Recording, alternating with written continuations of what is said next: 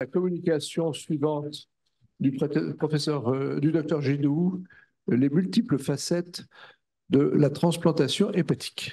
15 minutes. Mais tout le monde est à 15 minutes. Parce que je prends le micro et hop, vous arrivez à la conclusion.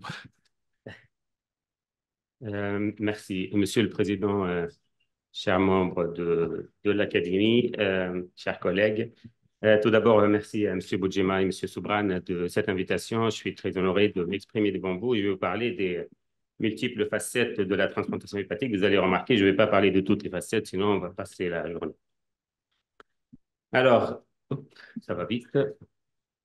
Là. Tout commence le 1er mars 1963 dans Denver, Colorado. Thomas Starzl qui va greffer son premier malade, un enfant de 5 ans pour une atrésie des voies biliaires. Alors, c'était un échec. L'enfant est mort dans un bain de sang et Thomas Starzl, à ce moment-là, il ne réalisait pas qu'à travers ce remplacement de foie malade par un greffon, il vient de lancer une grande machine, une révolution en chirurgie hépatique et des avancées fabuleuses dans la compréhension du fonctionnement du foie et de sa place dans l'équilibre ou dans le maintien des équilibres de l'homéostasie. Alors, il lui fallait à peine 10 ans pour comprendre qu'il faut simplifier, qu'il faut faire le plus simple possible et qu'il faut privilégier les implantations orthotopiques. Et puis, nous sommes passés aujourd'hui d'une greffe, ou en tout cas d'une technique chirurgicale très compliquée avec des circulations extracorporelles, avec des transfusions massives. Ça se comptait en litres, les hémorragies au début de l'expérience, à des chirurgies aujourd'hui tout à fait simples, standardisées, en tout cas simplifiées en dehors de quelques malades difficiles. La transplantation hépatique devient quand même une technique assez standardisée, en passant bien sûr, et un peu grâce à, d'une part, aux avancées techniques et d'autre part, à cette conservation de la veine cave inférieure et les greffes qui se font aujourd'hui sans clampage cave total et à l'anastomose de porte-cave qui permet de dériver tout le sang portal dans la veine cave inférieure au cours de l'hépatectomie. Alors, c'est un traitement miraculeux. C'est un très bon traitement. Les résultats sont exceptionnels. 74% de survie à 5 ans, toutes indications confondues. On est à 60% de 10 ans.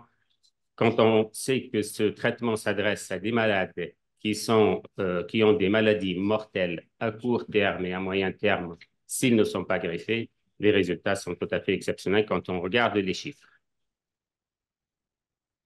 Alors, la transplantation, on lui doit beaucoup. Hein. Elle nous a appris beaucoup. Elle nous a appris la chirurgie ex situ. Elle nous a permis de tenir un foie entier dans la main, de le mettre dans une bassine, de comprendre son anatomie, de comprendre ses rapports avec la veine cave inférieure, de faire de l'enseignement, de prendre son temps.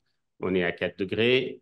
On a les mains froides, certes, mais on peut faire de la chirurgie ex situ, on peut couper le foie et ça nous a beaucoup aidé à comprendre, en tout cas, son système de veineux, enfin, son système sous-hépatique de drainage.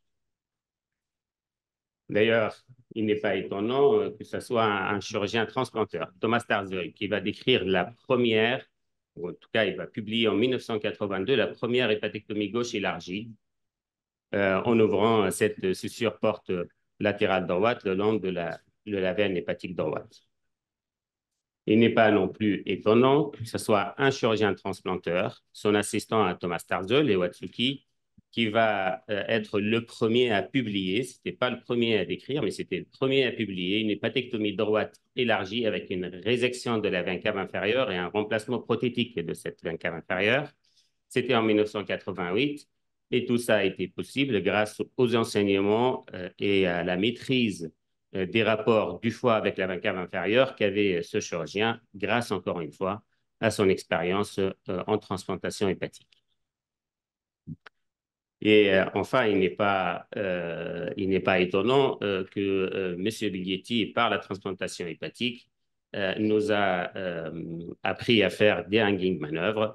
Il a publié en 2001 cette technique en nous expliquant ce petit chenal avasculaire à la face antérieure de la veine cave inférieure à la face postérieure du secteur dorsal du foie, qui devient aujourd'hui une manœuvre incontournable dès qu'on se lance dans la chirurgie hépatique, en particulier la chirurgie qui demande à contrôler les plans des cissures. Alors, la transplantation hépatique se nourrit aussi, comme l'a dit M. Sobran tout à l'heure, de la chirurgie d'exirèse.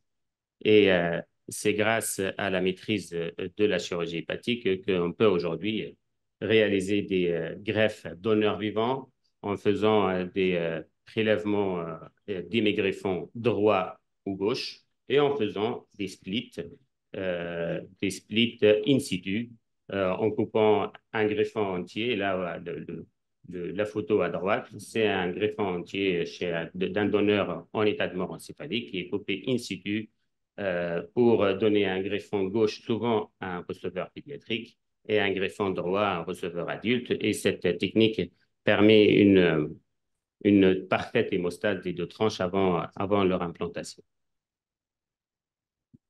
Alors, enfin, dans la partie technique et dans cette facette technique, la transplantation hépatique nous a appris à faire des reconstructions vasculaires, en particulier des reconstructions des veines hépatiques, qui nous sert aujourd'hui à la transplantation, mais aussi à la chirurgie de résection conventionnelle des tumeurs hépatiques.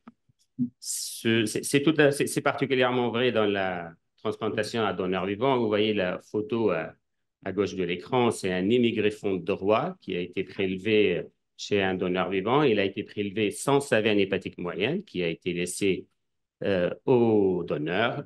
Et il ne faut pas laisser le secteur antérieur sans drainage. Donc, cette veine hépatique moyenne sera remplacée, en tout cas reconstruite à l'aide d'un greffon iliaque qui va drainer les veines de drainage du segment 5 et 8 et qui va être remis en circulation et réimplanté à la veine cave inférieure.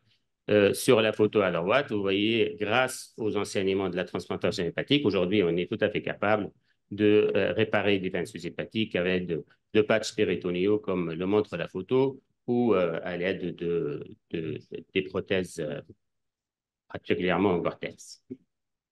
Alors, au-delà de l'aspect technique, la transplantation hépatique nous a appris beaucoup sur la régénération hépatique et sur la maîtrise des flux portaux.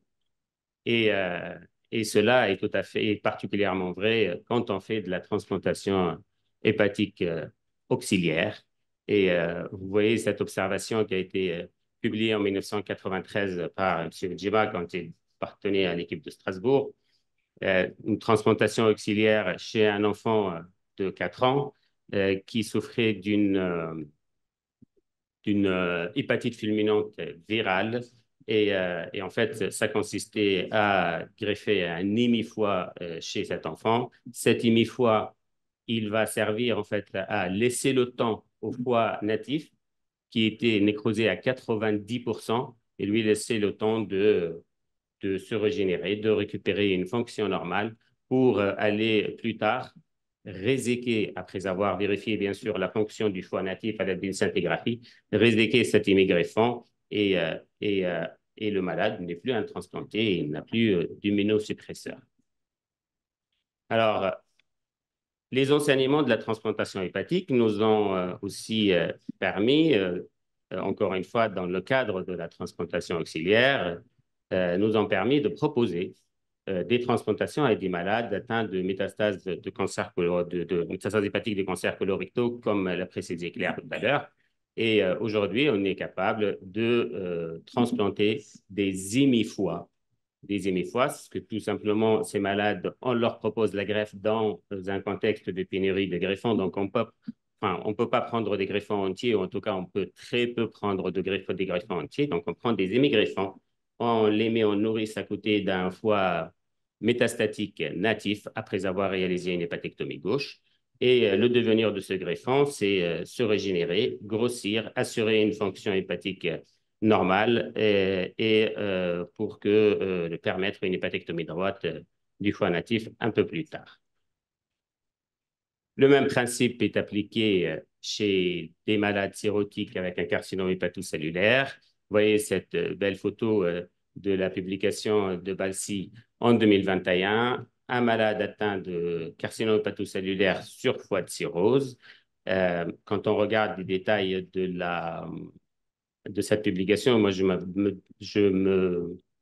me suis dit, je vais leur dire qu'il faut que la fonction hépatique soit suffisamment bonne pour que euh, ce malade supporte une hépatectomie. Ce malade-là, il avait une hypertension portale très importante et une acide très importante et ils ont fait une hépatectomie gauche, un prélèvement de foie gauche chez un donneur vivant, mis au nourrice, le temps qu'il récupère une fonction, qu'il grossisse avant d'aller enlever le foie cirrhotique. Tout ça a été possible grâce aux enseignements de la transplantation hépatique et aux enseignements, tout ce qu'on a appris sur la régénération hépatique et sur la gestion des flux portaux entre les deux immigrés.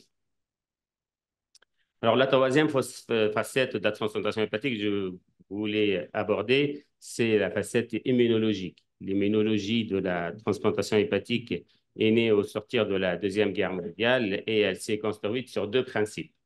Le premier, le rejet de la greffe est inéluctable parce que tout ce qui n'est pas soi est détruit.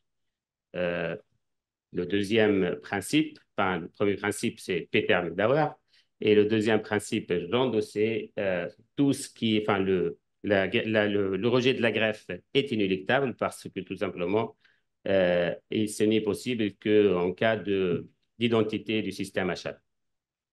Alors, la transplantation hépatique va battre en brèche ces deux principes et ça commence en 1969. Roy Kahn à Cambridge et il va montrer qu'il y a une tolérance spontanée du greffon hépatique sans aucune immunosuppression. Alors, à travers des expériences sur le porc, il va greffer des porcs de foie, de cœur, de peau, de rein. Il y a des animaux qui ont reçu que le foie, des animaux qui ont reçu que le cœur et d'autres qui ont reçu plusieurs organes. Et ces animaux-là n'ont reçu par contre aucun traitement immunosuppresseur. Et il m'a remarqué que du moment où il y a un greffon hépatique dans le lot, il y a une tolérance spontanée de ce greffon hépatique. Et en plus, ce greffon hépatique protège les autres greffons. Et la photo que vous voyez en bas, c'est tout le porcelet qui s'en est 18 mois après la transplantation hépatique chez leur maman qui n'a reçu aucun traitement immunosuppresseur. Alors, plus tard, Starzl va publier ce papier dans Lancet en 92 qui va décrire le chimérisme ou le microchimérisme et la migration cellulaire, la migration de cellules immunocompétentes entre le greffon hépatique et le receveur. Et en fait, il a montré qu'il y a une tolérance spontanée qui s'installe entre le greffon et son hôte, tout simplement grâce à un transfert de cellules immunocompétentes, ce qu'il appelait le microchimérisme. Alors, il n'y a pas que les cellules immunocompétentes qui passent du foie vers le receveur. Il y a beaucoup d'autres types, enfin, toutes les cellules passent et sont sujets de microchimérisme. Et ça a été démontré dans ce papier de Starzl, deux observations que je trouve tout à fait impressionnantes et qui m'ont beaucoup appris. La première, c'est celle d'une malade qui a été greffée d'une cirrhose du foie et elle avait une maladie de Gaucher type 1. Alors, c'est quoi la maladie de Gaucher type 1? C'est un déficit enzymatique, c'est un déficit en glucocérébrosidase. J'ai passé beaucoup de temps à l'apprendre. Et en fait, ça entraîne un dépôt de ce sphingolipide qui est le glucocérébroside. Et en fait, ça se dépose dans tous les tissus de l'organisme, c'est-à-dire dans le foie, le cœur, les poumons, les ganglions. Et en fait, ce qu'il a observé, Thomas Starzl, c'est quand il a greffé sa malade, plusieurs mois après, le foie marchait très bien, mais les ganglions régressaient, la fonction myocardique s'améliorait, en fait, tout s'améliorait. Et donc, force de réflexion et de recherche, il a fini par mettre en évidence ce système de transfert cellulaire. En fait, le déficit enzymatique est ubiquitaire. Tous les tissus sont touchés et logiquement, cette malade, elle ne devrait pas perdre cette déficit enzymatique si, en fait, il y a un transfert de cellules du greffon vers le receveur et donc il y a une amélioration de déficit enzymatique dans tous les tissus. Alors, La deuxième observation, toujours une malade de stomatomastorsol qui va greffer une malade qui avait une glucoginose type 4. Alors, c'est quoi? C'est encore un déficit enzymatique. Et là, c'est du glycogène qui se dépose, qui s'accumule et qui s'accumule particulièrement dans le foie, dans le cœur et dans le muscle. Et en fait, cette malade, elle a été greffée du foie et quelques mois après, elle a amélioré sa fonction myocardique tout simplement parce qu'il y a encore une fois ce microchimérisme et ce transfert de cellules de l'organe vers le cœur. Et donc, la fonction glycolytique a récupéré, ou en tout cas, s'est retrouvée dans le muscle myocardique. La troisième observation qui illustre ce phénomène est une observation française, l'équipe de Paul Brousse et l'équipe de néphrologie de Saint-Louis, qui l'ont publié. Alors, c'est un donneur qui va donner 2 reins, un foie et un pancréas. Le monsieur à la gauche de la photo, en fait, il va recevoir le foie et le rein, et la femme, elle va recevoir le pancréas et le rein. Et 3 mois après, ce donneur, il était allergique à la cacahuète. Et en fait, 3 mois après, l'homme qui a reçu, le receveur qui a reçu le foie, est allergique à la cacahuète. Alors, on a essayé de comprendre est-ce que c'est lié au foie, au rein ou au pancréas. Donc, on a donné des cacahuètes à la femme, mais c'est en milieu de surveillance de réanimation. Et en fait, il ne se passe rien. Et tout simplement, on a compris que cette transmission d'allergie alimentaire entre le donneur et le receveur est liée à un transfert du foie vers le receveur de lymphocytes spécifiques de l'allergène et donc de cellules immunocompétentes. Alors, la quatrième facette que je voulais aborder est le rôle de la transplantation dans le traitement des cancers.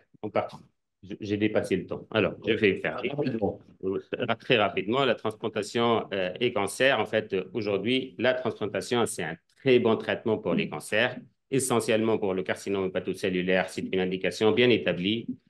Le cholangiocarcinome périhilaire, je vais gagner du temps parce que Stelios a déjà abordé ça. Le cholangiocarcinome intrahépatique, là, il faut que je le dise parce que je l'aime beaucoup. Le cholangiocarcinome intrahépatique, le gros cholangiocarcinome, les localement avancés, les malades qui ne sont pas résécables, qui n'auront jamais accès à la chirurgie, du moment où ils sont N0, on peut les traiter par radioembolisation aujourd'hui à l'yttrium 90, avec de la chimiothérapie et de l'immunothérapie, et ils peuvent accéder à la greffe avec une survie de 57% à 5 ans dans la plus grosse série mondiale. Ce n'est pas beaucoup, 18 malades. Un exemple d'un malade greffé à Rennes d'un gros cholangiocarcinome intrahépatique après un traitement au radioembol et à la chimiothérapie, toujours vivant 9 ans après. La transplantation hépatique et les cancers, les métastases hépatiques, on va gagner du temps. Claire en a parlé. Pour conclure, la transplantation hépatique, c'est une technique standardisée et simplifiée aujourd'hui. Les résultats sont exceptionnels. Les indications sont de plus en plus larges et ça reste quand même un champ de recherche et de progrès extraordinaire. Je vous remercie. Merci beaucoup, docteur Gédou. Y a-t-il des questions? Une question.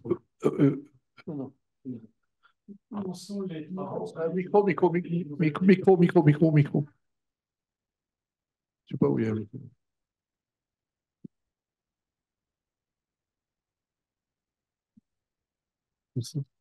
Où en sont les réflexions et les progrès sur les nouvelles techniques, xénogreffes, etc., pour essayer de résoudre le problème du manque de donneurs? Je vous remercie. Alors, je ne l'ai pas abordé, la petite facette, là, heureusement, parce que j'étais en manque de temps, mais il est au stade, tout est au stade expérimental. Il y a de mémoire 2 ou 3 cas qui ont été rapportés. Pour le moment, ça ne marche pas. En tout cas, ça ne marche pas à long terme. Donc, voilà. Professeur Bismuth, oui. Oui. Oui.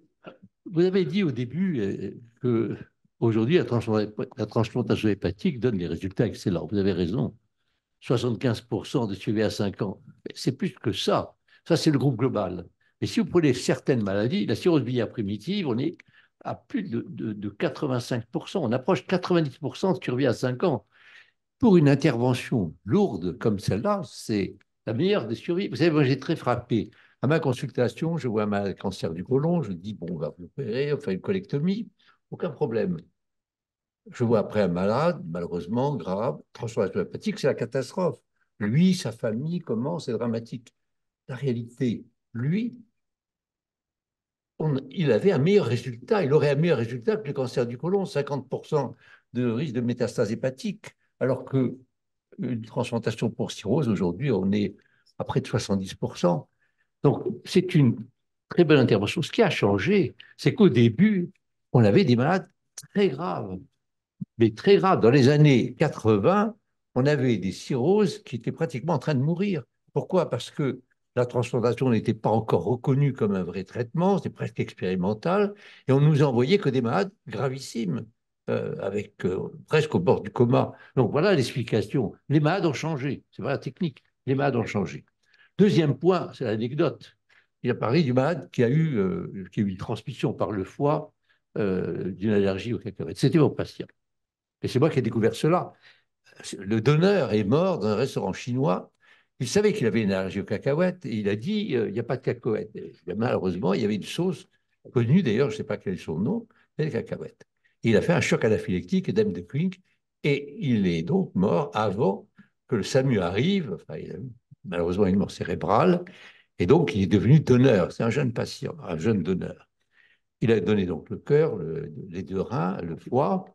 Tout le monde a transplanté. Puis moi, je l'ai suivi en consultation et il m'a dit, au bout de 2 mois, c'est étrange, je mange cacahuète et tout de suite, je vais mal, je deviens tout rouge. Quand j'ai vu l'observation, je dis, arrêtez, arrêtez. Alors, c'était l'équipe de Necker qui avait transplanté les reins, avec évidemment Jean-François Bach. Et donc, tout de suite, quand je leur ai dit ça, ils ont observé, ils ont vu les malades qui avaient eu le rein, rien du tout, le cœur, rien du tout. C'est seulement le malade qui avait eu le foie qui a eu une transmission de l'allergie, qui était complètement inconnue. Peut-être pour d'autres allergies, en tout cas, c'était pour cela. Alors, évidemment, on l'a publié avec l'équipe de Necker, et le malade, malheureusement, lui a dit on ne peut pas le retransplanter. Il a reçu ce foie avec cette allergie. On lui a dit de ne plus manger de cacahuètes. Voilà. Et il est quand même sauvé. Comment? Oui, c'est savamment plus simple qu'une retransplantation. Arrêtez de manger des cacahuètes. Voilà. Ah, professeur Morvan. Micro, Gérard. Albert Claude, il doit en avoir un. Voilà. Pour le néophyte que je suis, comment comprendre que les cellules immunocompétentes puissent passer du greffon à un foie gauche greffé dans l'organisme du receveur et pas dans l'autre sens? C'est-à-dire que vous greffez un foie gauche à côté d'un foie droit cancéreux et que les cellules cancéreuses ne passent pas du foie droit dans le foie gauche greffé. Je vous remercie pour la question. En fait, ça passe dans les deux sens. Le transfert cellulaire, il passe du receveur vers du receveur vers les greffons et le greffon vers le receveur. Ça va dans les deux sens. Maintenant, les malades chez qui on fait une transplantation en 2 temps en laissant un foie métastatique à côté, ben, on n'a pas le choix. On n'a pas le choix. Aujourd'hui, on va démarrer en France le rapide CHC, c'est la transplantation auxiliaire chez les malades qui ont un carcinome hépatocellulaire. Un des critères d'inclusion, il faut absolument blanchir les receveurs de leur carcinome hépatocellulaire avant de leur faire l'intervention. En tout cas, il faut les blanchir au cours de la greffe. Maintenant, pour les métastases, c'est la définition même des métastases non résécables. On n'a pas une autre solution. Mais dans tout le cas, ce transfert est fait dans les deux sens. Non, c'est le grand risque de ces techniques, parce que c'est que quand on fait quand on met le greffon, on a un traitement immunosuppresseur. Et donc, on donne un traitement immunosuppresseur à un malade qui a un cancer. C'est dramatique. C'est vrai qu'il faut raccourcir au maximum le temps, comme vous dites, blanchir. Alors, on essaye d'enlever le maximum de cellules tumorales, mais on n'est jamais sûr qu'il n'existe pas de tumeur tumorale. Il faut faire très vite. Merci beaucoup.